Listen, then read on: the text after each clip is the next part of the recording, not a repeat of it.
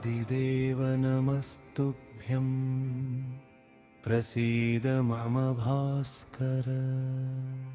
दिवाकर नमस्तुभ्यं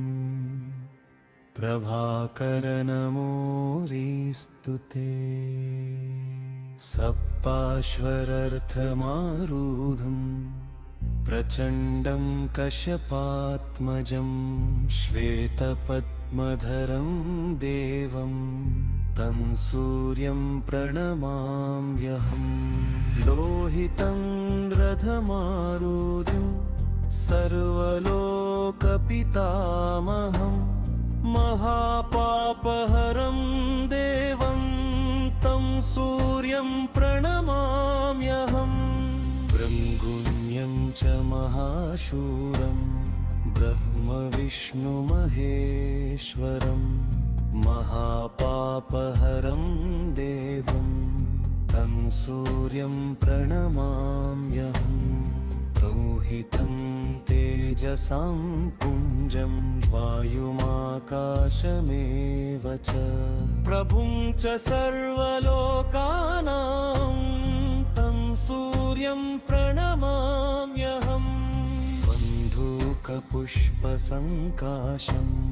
हारकुण्डलभूषितम् एकचक्रधरं देवं तं सूर्यं प्रणमाम्यहं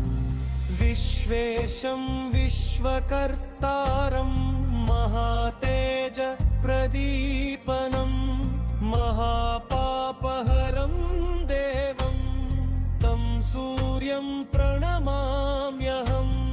तं सूर्यं जगतां नादं ग्रहणविज्ञानमोक्षदं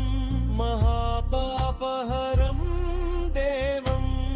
तं सूर्यं प्रणमाम्यहं फलश्रुति सूर्याष्टकं पते नित्यं ग्रहपीडाप्रणाशनम् अपुत्रो लभते पुत्रं दरिद्रो धनवान् भवेत् आमिषं मधुपानं च यः करोति रवेर्दिने सप्तजन्म भवेत् रोगी जन्म कर्म दरिद्रता तैलमधुमंसानि ये त्यजन्ति रवेर्दिने न व्याधिशोकदारिद्र्यं सूर्यलोकं स गच्छति इति श्रीशिवप्रोक्तं श्रीसूर्याष्टकं